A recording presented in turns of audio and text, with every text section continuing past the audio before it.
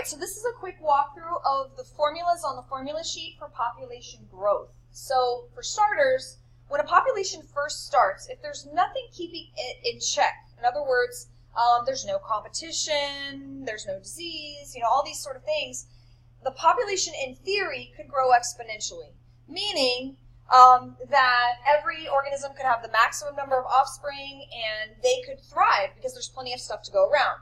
The graph of this forms what's called a J-curve, and you can see it on the right. Now this happens to be with a growth rate of 1. This J-curve could actually be this, it could be this. It does not have to be this steep. That's not the idea. The idea is that it's not slope here. The slope isn't changing. It's not, sort of balancing off. And so this happens because, again, there's no competition. There's an open area. The truth is, a population can't do this forever, because as the population gets bigger, you're going to have those density-dependent factors that I discussed previously come into play, like overcrowding, disease, the buildup of wastes, competition for food, water, shelter, all that sort of thing. So this J-curve in nature doesn't really last for very long, but the idea, again, is this is sort of what you might see in a new population. So if we were going to calculate a couple of things here, first of all, on the formula sheet, they don't actually give you the formula for growth rate. So if they just ask you, what is the growth rate of a population, it's going to be the number of births minus the number of deaths over N, which is the size of the population. So this is the actual size of the population.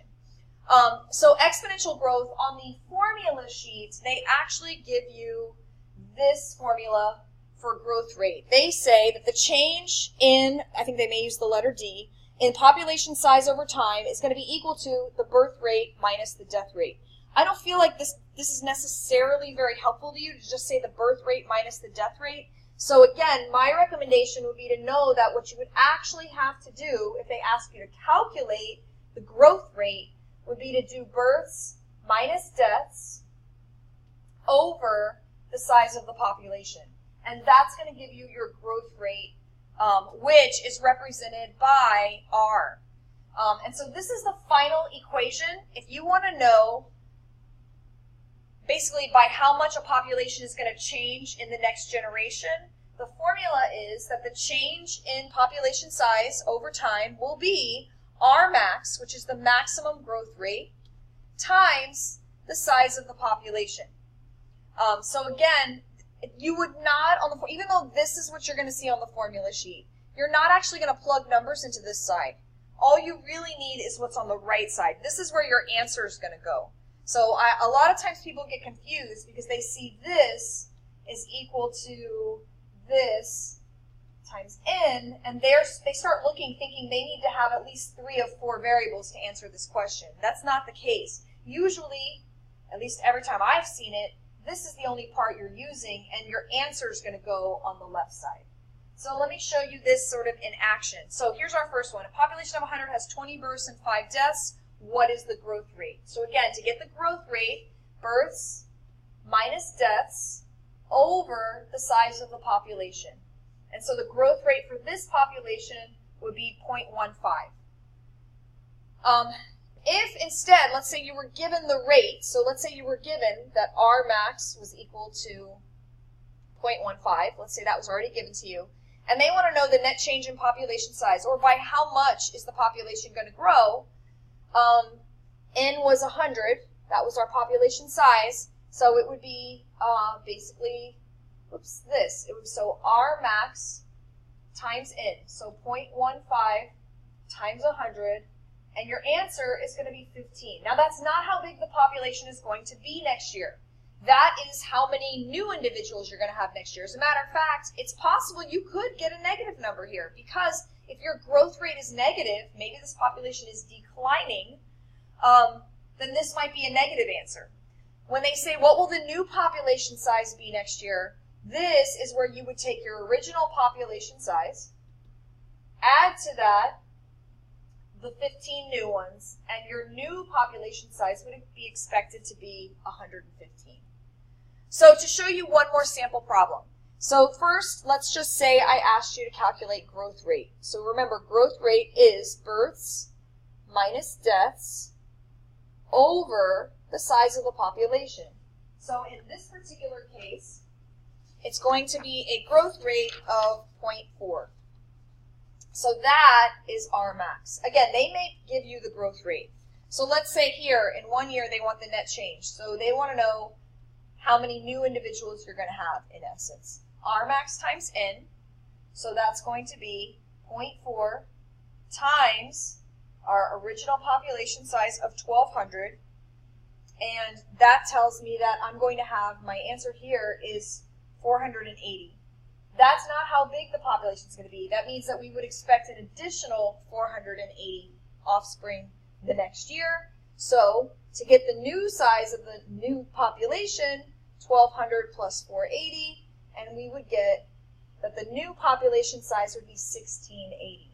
Now, if they were to ask you a question like the next one, what would it be at the end of 3 years? So this was the end of 1 year. Be very careful because you can't just, kind of what you might think you could do is say, oh, it's going to grow by 480 every year. I'll just multiply 480 by 3 and get the size. But that's not going to work because remember, it's growing at a steady rate. So yes, the first year it grew by 480 individuals, but now to get year number 2, you would now do 0.4 times, instead of 1,200, we now have 1,680 individuals, and that would give you that plus 1,680, and this would give you your answer at the end of year 2. And then you'd have to repeat that one more time to get your answer for the end of year 3. Now, I'm actually not going to work it out because I want to show you a shortcut. So I'm going to go to the next slide and show you a shortcut. Couple of shortcuts, actually. So again, remember, the formula on the formula sheet is R max times N. That's going to tell you basically how many new individuals you're going to have the next year. If you want to know the size of the population the next year, you have to go back and add that to the original population. However, there is a little bit of a shortcut here, if you can remember this. Instead of multiplying R max times N, multiply R plus 1 times N.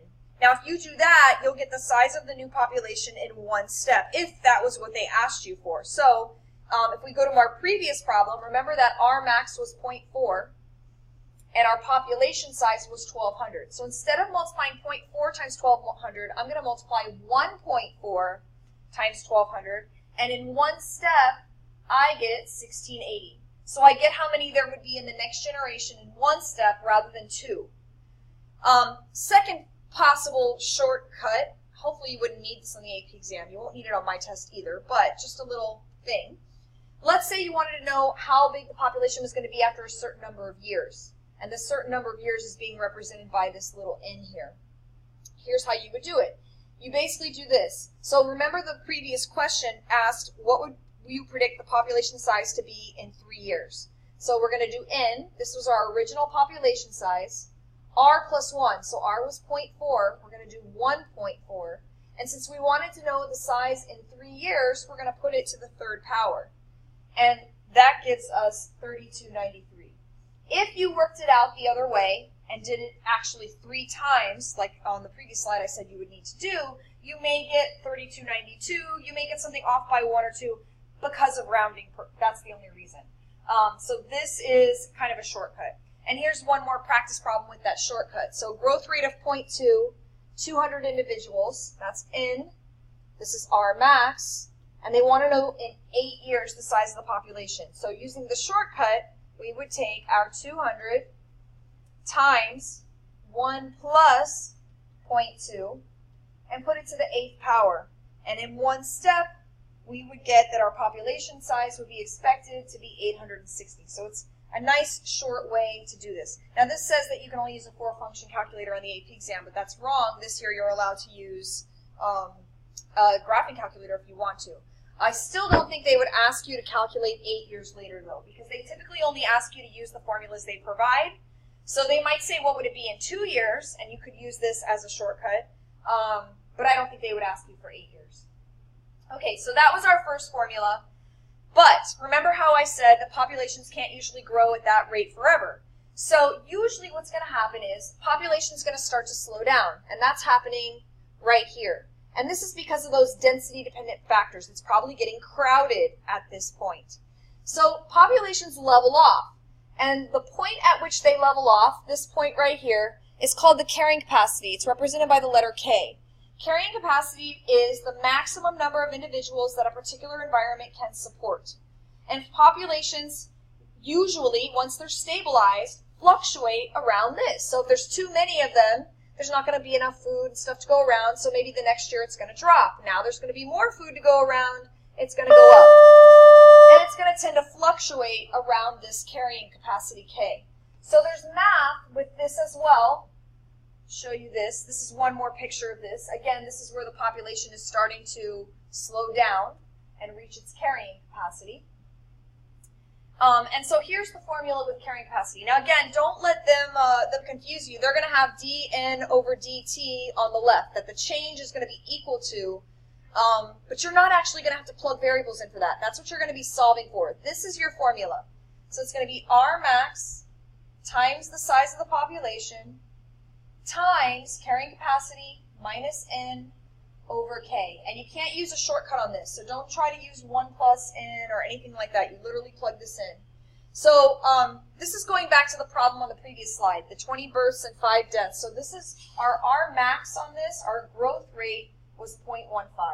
On the test for a problem like this, I would just give you the growth rate straight up. I wouldn't make you calculate it. So we have a growth rate of 0.15. That's going to be R max. We have an N of 100. And then a K of 110. So if we plug this in, we're going to get 0.15 times 100 times 110 minus 100 over 110. And when you work that out, you're actually going to get 1.36. In other words, if we round to the nearest whole number, we think this population would only grow by 1 individual. Our new population size next year would just be 101. The closer you get to the carrying capacity, the slower the population is going to grow. That's what you're going to see. If the carrying capacity for this was, let's say, 5,000, you would see that you probably still get something closer to our original answer, because this fraction would be very, very close to 1. The closer this fraction is to 1, the less effect carrying capacity is going to have. But this population is almost at carrying capacity. And for this one, they want K to equal 55. So we would do the same thing, 0.15, 100, and then 55 minus 100 over 55. Now what you're going to notice is this is actually going to give you a negative answer. You actually get, when you round, negative 12, which makes sense because if this population has 100, it's bigger than the environment can support. It's over the carrying capacity. So 100 minus 12, we would expect only about 88 individuals in this population next year. So that's how you do the population growth problems. I had a couple of sample problems I don't really have time to do now, but again, here's the growth rate, here's the size. Remember, R max times N is going to give us how many new dandelions there would be in 1 year. Shortcut to this, if we do R max times N plus 1, since they want to know in 2 months, not years on this, squared, this would give us what we would get at the end of 2 years or 2 months in one step. So that's a shortcut. Otherwise, if we just use R max times N, this will give us a number, how many new ones we would expect in 1 year or 1 month. We would add this to the original population size to get our answer. So this was a little bit rushed, but hopefully that clarifies how to use the population growth formulas.